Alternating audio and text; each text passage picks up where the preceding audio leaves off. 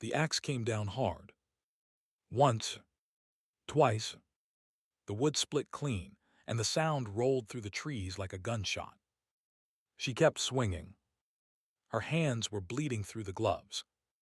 Her boots were soaked through. She did not stop. She had been swinging that axe since first light, and the sun was already dropping behind the ridge. The pile beside her was small. The pile she still needed was enormous. Night was coming. The temperature was already dropping. She drove the blade in one more time. Then she leaned on the handle and looked up at the cabin she had bought 3 weeks earlier for $10. It had no roof. It had no door. It had no power, no water, no neighbors. But it was hers. How does a girl with nothing turn $10 into a life? Stay with me. You're going to want to hear this. Her name was Hallie, 19 years old, 5 feet 4, 110 pounds soaking wet. 3 weeks before she swung that axe, she had been sleeping in the back of a 1998 Pontiac with 2 duffel bags and half a tank of gas. Believe me, she had not planned on any of this. 6 months earlier, she had a bedroom. She had a key to a front door. She had a stepfather who paid the electric bill and a mother who cried in the kitchen on Sundays, and a high school diploma she had earned by the skin of her teeth. Then her mother got sick. Then her mother got sicker. Then her mother was gone. And the man her mother had married, the man Hallie had lived under the roof of since she was 11, looked at her across the funeral parlor parking lot and said 5 words. "You are not my problem." She did not argue. She walked back to the house. She packed what fit in 2 bags. She took the keys to the Pontiac, which had technically belonged to her mother, and she drove. She drove east. She drove until the gas needle dropped under a quarter. Then she pulled into a truck stop and slept in the backseat. That was night 1. Night 2 was the same. Night 3.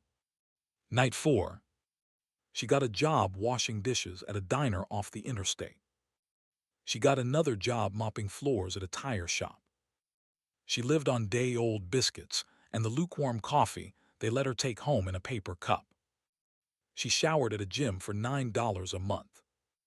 And she kept driving, every night, looking for a place to park where no one would knock on her window with a flashlight at 3 in the morning. Now here's the thing. She was not lazy. She was not stupid. She was not weak. She was just 19, alone and out of room. She had $812 in a checking account when she pulled into the gas station that changed her life. She remembers the number because she had counted it that morning. $812. That was the entire balance of her existence on planet Earth. And she was filling up the tank, $14 and change, when she saw the bulletin board by the bathroom door. Pinned in the corner, behind a flyer for a missing dog and an ad for cordwood, there was an index card. Handwritten. The handwriting was shaky, like an old man had written it. The card said this: cabin, 12 acres. Mountain, $10. Must take as is.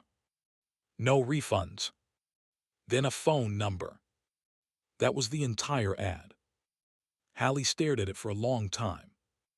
She figured it was a scam, or a joke, or a typo, or something worse. But she had a quarter in her pocket and a payphone on the wall and absolutely nothing left to lose. So she called. The man who answered sounded 100 years old. He coughed twice before he spoke. He said his name was Earl. He said the cabin had belonged to his brother, who had passed in the spring. He said he was selling it for $10 because he was 86 years old and dying, and he did not want it to go to the bank. He said the only condition was that whoever bought it had to live in it. Had to actually live in it. Could not flip it. Could not sell it for at least 3 years. He had put the ad in 2 gas stations and a feed store. She was the second person to call. The first person had hung up laughing. Hallie did not laugh. Hallie said yes. Hallie drove 4 hours up into the mountains the next morning with a $10 bill folded in her wallet. The road got narrower. The trees got taller. The signal on her phone died. The gravel turned to dirt. The dirt turned to 2 ruts in the grass. And at the end of the 2 ruts, on a slope above a creek, sat a cabin. The roof sagged. The chimney leaned. The porch had collapsed on the right side. There was a tarp nailed over what used to be a window. Earl was sitting on a stump out front, oxygen tube in his nose, holding a piece of paper and a pen. He looked at her. He looked at the Pontiac. He smiled like he already knew. Then he handed her the deed. That first week, Hallie did not sleep. Not really. She lay in a sleeping bag on the floor of the cabin with a flashlight in her hand and a kitchen knife next to her hip, and she listened to every single sound the woods made. Owls, coyotes, branches scraping the roof. Things she could not name. The cabin had no electricity. The cabin had no running water. There was a creek down the slope and an old hand pump near the porch that did not work. There was a wood stove in the corner that had not been cleaned in 2 decades. There was a single mattress, soaked through with mildew, that she dragged out into the yard the first morning and burned. And there was Earl, who came up the hill the next day in his nephew's pickup truck, oxygen tank rattling in the bed, just to make sure she was still there. Earl sat on the porch step. He told her the cabin had been built by his great-grandfather. He told her the property had once been 40 acres, and most of it had been sold off by his family decade by decade, until only the 12 acres around the cabin remained. He told her his brother, a man named Walt, had moved up here 20 years ago after his wife had passed. Walt had been a Finnish carpenter all his life. Walt had spent every day of the last 20 years working on the property. And then Walt had died, alone in the spring, and Earl was the only one left who knew what was up here. Earl looked at her for a long minute. Then he said, "You should see what's behind the cabin. There's a path. Follow it. You'll know it when you see it." Then he coughed once, hard, and his nephew helped him back into the truck, and they drove down the hill, and Hallie never saw Earl again. He died 11 days later. She found out from a notice taped to the door of the gas station where she had used the payphone. Earl Whitford, 86. Survived by a son, Cooper, in Phoenix. Memorial service in town. Hallie did not go. She did not have black clothes. She did not have gas money. And she did not, in her heart, feel like she had earned the right. But she did walk the path that day. The path Earl had told her about. It started behind the cabin. It was overgrown. She had to push through brambles and step over fallen logs and duck under low branches, and at one point she lost it entirely and had to backtrack twice. The path went up, and then it leveled off in a small clearing, and in the middle of the clearing, half built, half hidden by the trees that had grown up around it, sat the bones of a building. Not a house. Not exactly. It was bigger than a shed and smaller than a barn. The frame was up. The roof was on. The walls were sheathed but not finished. There was a stone foundation, beautifully laid. There were tools, neatly stacked under a tarp. There were lumber piles, covered, stickered dry. There was a workbench inside with a circular saw still plugged into a generator. And on the workbench, weighted down by a horseshoe, there was a leather notebook. Hallie sat down on the floor of that half-built building, and she opened the notebook. The handwriting was small and careful and patient. The first page said this: "For Walt's daughters." Underneath it, in a different ink like he had added it later, a single line: "She'll come. I'll be ready when she does. Hallie did not cry often. She had not cried at the funeral parlor. She had not cried in the back of the Pontiac. She had not cried when she handed Earl the $10 bill. But she sat in that half-built building at 20 after 4 on a Tuesday afternoon, and she cried for an hour. Because the notebook was not just a notebook. The notebook was a plan. Dozens of pages of plans. Drawings. Measurements. Lists of materials. Walt had been building something. Walt had been building it for someone. And the someone was not Walt. The notebook said this, in plain words on page 2. 12 cabins. Each 12 by 16. Each fully finished. Each off-grid. Each built for women with nowhere else to go. Walt's wife had run a women's shelter in town for 30 years. Walt had spent every day after she died trying to build the kind of place she had dreamed about and never had the funding for. He had finished one cabin all the way. He had framed the shelter house. He had put up the foundations for 2 more. And then he had run out of time. Hallie closed the notebook. She walked back down the path. She got to the cabin just as the sun was going down. She sat on the porch. She did not light a fire. She did not eat. She just looked out at the trees and the slope and the creek and the long, long valley below. The wind picked up a little. A single owl called. Somewhere far down the road, a truck shifted gears. The world felt quiet. The world felt, for the first time in months, like it had stopped moving. Like she had finally landed somewhere. Then the truck came up the hill. It came up fast. Tires throwing gravel. Headlights cutting through the dusk. She heard it before she saw it. She stood up off the porch, and she felt every muscle in her body go tight. The truck stopped 20 feet from the cabin. The door opened. A man got out. He was maybe 40. He had a cleaner shirt than anyone she had seen in months. He had a manila folder under one arm. He looked at her. He looked at the cabin. He looked at her again. Then he said, "You must be the girl.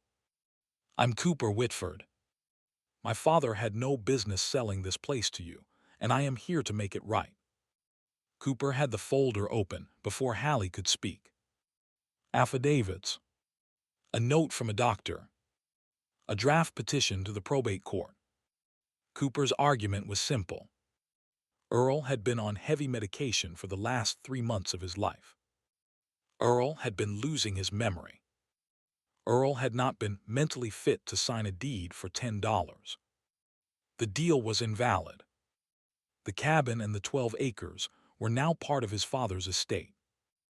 And Cooper, as the only heir, intended to sell. To a developer who had already offered him $340,000 for the property. Cooper said all of this without raising his voice. He said it like he was reading a grocery list. Then Cooper said, "I'll give you a week to clear out. Out of respect.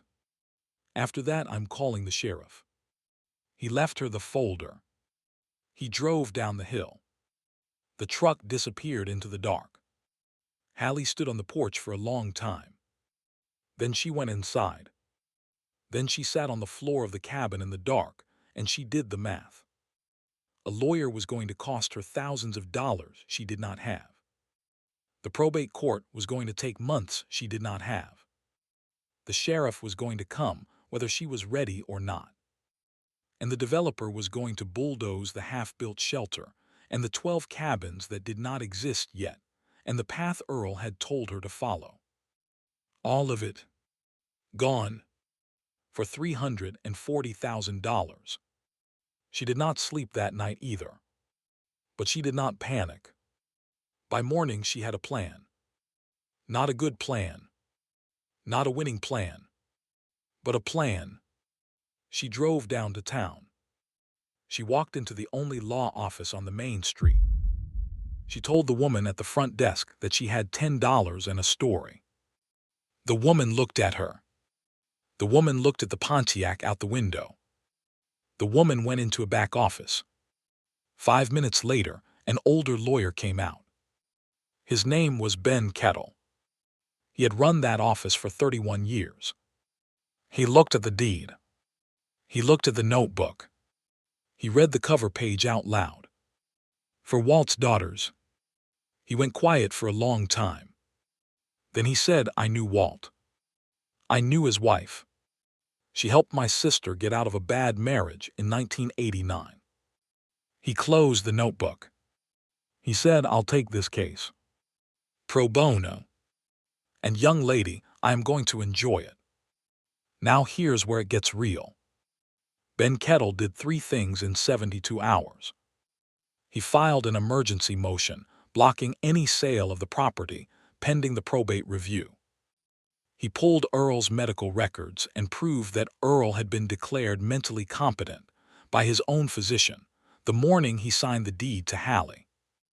And he subpoenaed Earl's nephew, the one who had driven Earl up the hill the day after the sale, to testify that Earl had been lucid, sober, and entirely himself. The nephew showed up at the courthouse in a clean shirt and told the truth. He said his uncle had been waiting for Hallie his whole last week. He said his uncle had told him, "That girl is going to finish what Walt started." The judge took 12 minutes. The deed stood. Cooper's petition was dismissed.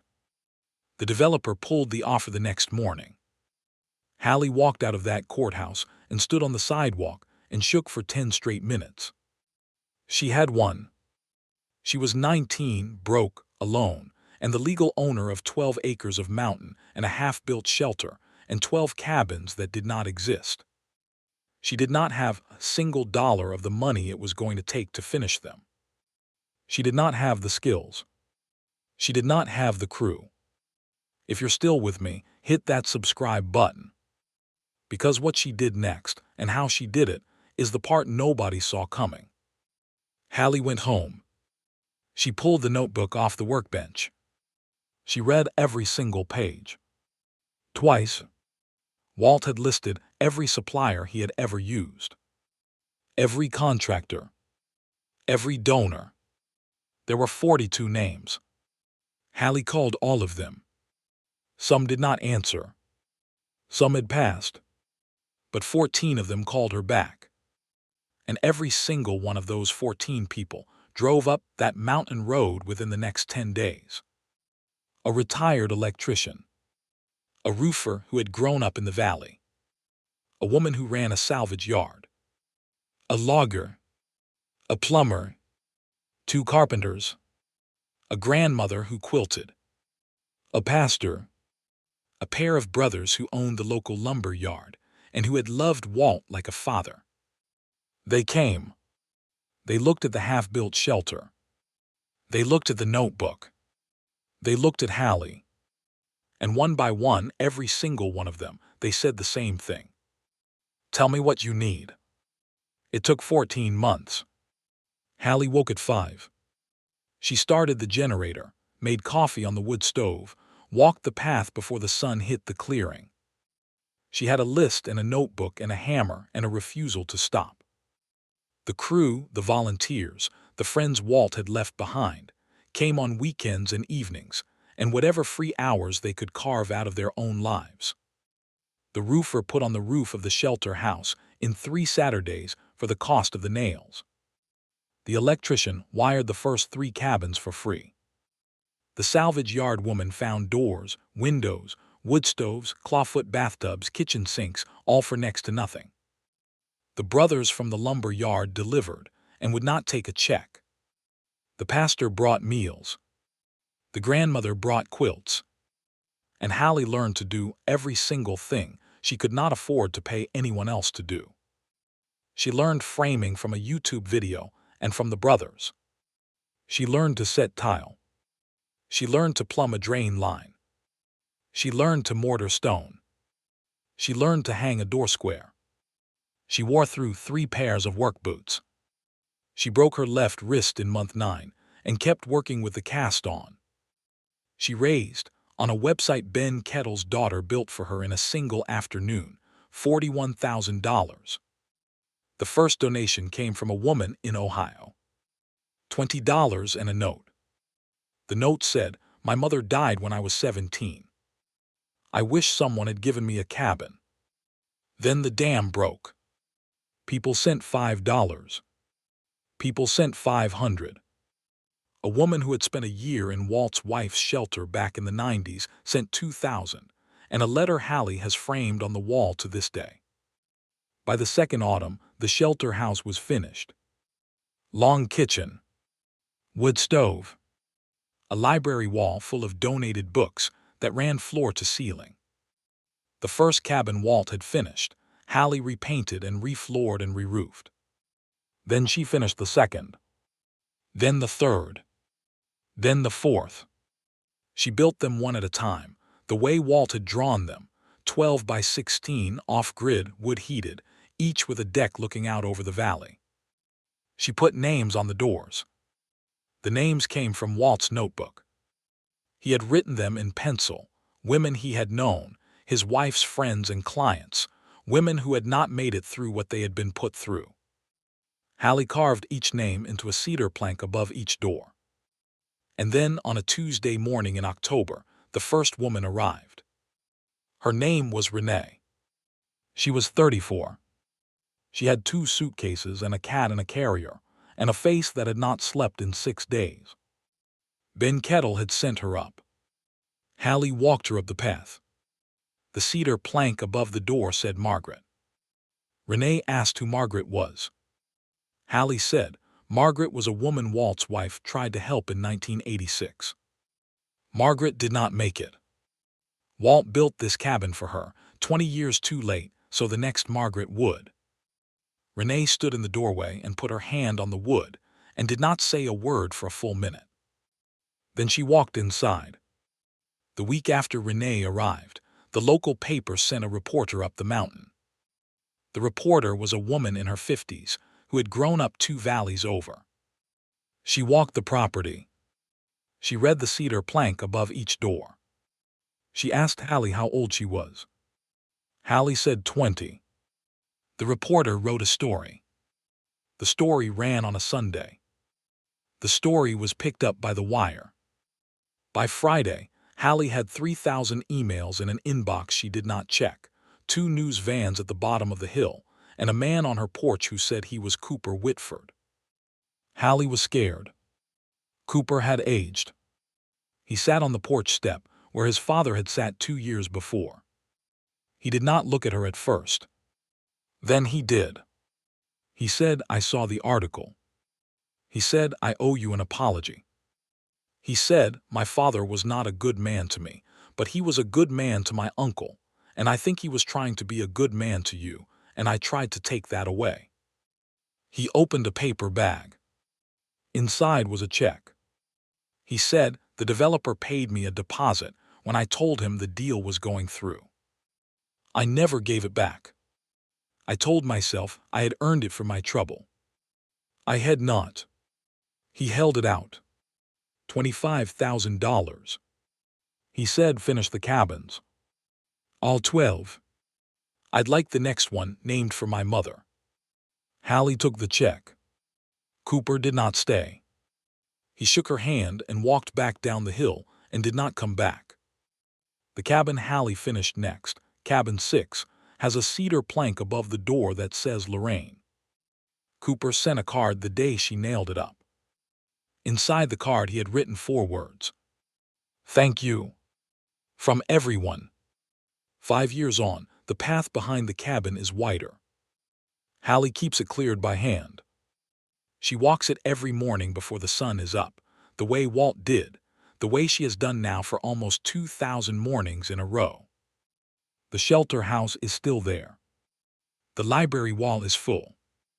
The kitchen has fed, by the count Hallie keeps in a ledger on the windowsill, 471 women. The cabins are full. All 12. They have been full since the day she finished Cabin 12, which was a Wednesday in June, 2.5 years after she handed Earl a $10 bill at the end of 2 ruts in the grass. She does not run it alone anymore. She could not. The grandmother who brought the first quilts brings 40 quilts a year now and runs a sewing room out of the shelter house basement. The pastor's wife runs the kitchen. The salvage yard woman runs the maintenance schedule. Ben Kettle, who is 74, comes up every Tuesday to do legal paperwork for the women who need it. Renee, the first woman who walked up the path, never left. She still lives in Cabin Margaret. Her own mother had been a Margaret too. Renee runs intake. Renee is the first face every new woman sees. Hallie still lives in the original cabin, the one she bought for $10. She fixed the roof in the second year. She fixed the porch in the third. She put in a hand pump that works and a wood stove that does not smoke. She has running water in the summer. She does not in the winter. She has a generator and a satellite dish. She has, taped to the inside of the front door, the original index card she pulled off the bulletin board at the gas station 6 years ago. Cabin, 12 acres. Mountain, $10. Must take as is. No refunds. She does interviews now and then. Not many. She turned down a book deal twice. She turned down a documentary 3 times. She finally said yes to a small one, made by a woman from the next county over, that ran on public television one Sunday night. In it, the camera follows her up the path. The camera shows the cedar planks above each door. The camera shows the ledger on the kitchen windowsill. At the end, the woman behind the camera asks her a single question. She asks, "What would you tell the 19-year-old girl in the back of the Pontiac?" Hallie looks past the camera. She looks down the slope, toward the creek, toward the valley. Then she says, "I would tell her that the worst day of her life was a doorway. I would tell her that the people who said she was not their problem were not the last people she was going to meet. I would tell her that the world is full of Walts, building things for daughters they never had, hoping someone shows up. I would tell her to keep driving." The credits roll over a long shot of the property at dusk. You can see the lights in the cabin windows coming on, 12 of them, like small yellow squares against the dark of the mountain. You can see the smoke from the shelter house chimney. Somewhere in the trees, an owl. Then it cuts to black. Earl Whitford has a small marker on a hill above the cemetery in town. Hallie put it there. Cooper paid for half. The marker says, Earl Whitford, 86, who knew that $10 could be enough. Walt has a marker beside his wife's, with a line on it Hallie picked. The line says he built it. She finished it. The girls are home. Hallie is 25 now. She still wears work boots. She still splits her own firewood. The pile beside the cabin is not small anymore. There are 6 cords stacked under tarps, ready for a winter that is always coming. And every time she swings the axe, every time the wood splits clean and the sound rolls through the trees like a gunshot, she thinks of the night she sat on that porch with no fire and no food and no plan, and looked out at the long valley and felt the world stop moving for the first time. She thinks of Earl in the truck driving down the hill. She thinks of Walt, who she never met, who left her a notebook and a path and a clearing in the woods. She thinks of her mother. Her mother would have loved it up here. Her mother would have brought casseroles. Her mother would have made friends with every single woman in every single cabin. Some days Hallie talks to her on the porch. Some days she doesn't. Either way, the work is the same. There is always wood to split. There is always a roof to patch. There is always a girl coming up the path who needs a door with a name on it. And Hallie, every morning at 5, with a cup of coffee in her hand, is ready when she comes.